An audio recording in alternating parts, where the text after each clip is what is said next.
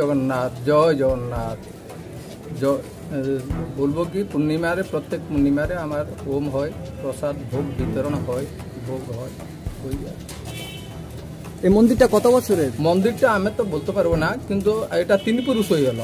বাবা ছিল, বাবার বাবা ছিল, 3 পুরুষ হয়ে গেল। এবং আপনিও করছেন এখন? হ্যাঁ, এখনো আমি করি। মন্দিরটায় লোক হয় কেমন পুজোর এখানে? মানে আশেপাশের লোকজন কেমন আসে? সবাই ভালো আছে। ভালো আছে। প্রতিদিন পুজো হয়? হ্যাঁ, প্রত্যেক দিন পুজো হয়, অন্নপ্রসাদ ভোজন ভোগ হয়।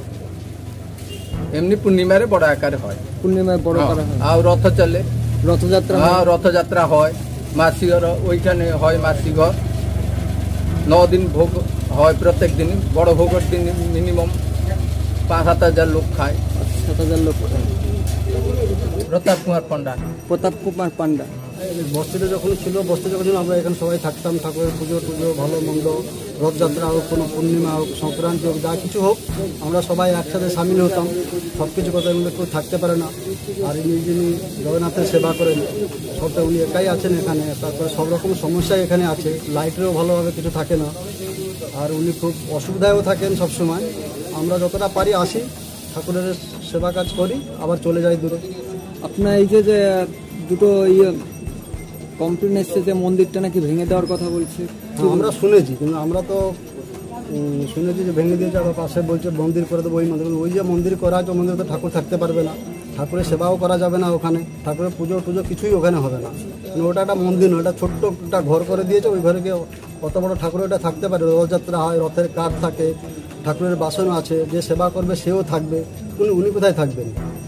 ঠাকুর কি মন্দিরে থাকবে, উনি কি আকাশে থাকবেন? এইভাবে কি হয়? উনি কি ওরা কি আমাদেরকে জিজ্ঞেস করেছে যে আমরা এই মন্দির করছি কি আমরা এইভাবে করছি, এখানে ঠাকুর থাকবে? সেভাবে তো হয় না।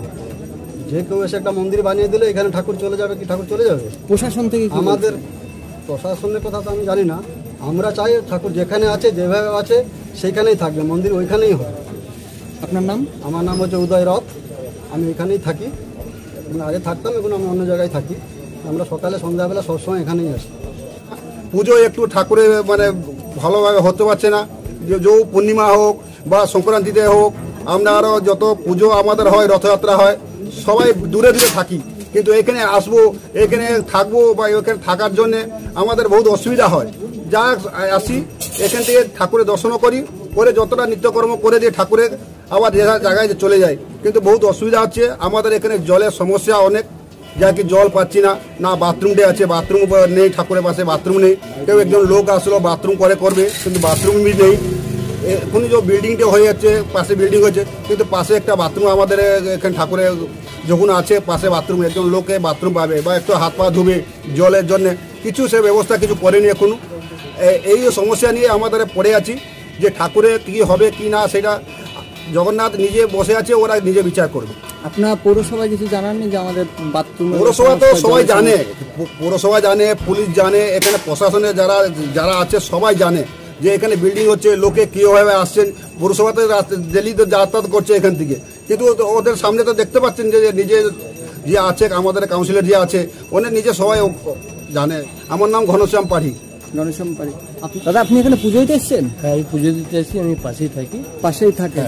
এখান থেকে ওনারা দুজন সেবায় যে দুটো কথা বললো যে ওনারা এখানে জল পাচ্ছেন না, ঠিক বাথরুমের জায়গা নেই, কি বলবেন? এইটা নিয়ে আমাদের অনেকদিন থেকে বলছেন ওনারা। এখানে যে প্রমোটারটা আছেন, ওনারা সব বন্ধ করে দিচ্ছে। ওনারা বেচারা ভোরবেলা বাথরুম করতে যান 3টে সাড়ে 3টের সময়। একটা পাশে ছিল, ওটাও ভেঙে দিয়েছে। ভাঙার পরে অনেক অসুবিধায় আছে আশেপাশের লোকরা। এটা মন্দিরকে তুলে দেওয়ার কথা চলছে। আপনার থানায় বা পৌরসভায় কমপ্লেন করেন? সব জায়গায় তো এনারা জানিয়ে রেখেছে, সব কিছু হচ্ছে, তাও এখানে কেউ নজরই দিচ্ছে না। আপনাদের এই মন্দিরটা কত বছর পুরনো? আপনার এটা আমাদের জন্মের আগে, বাবার আগে থেকে।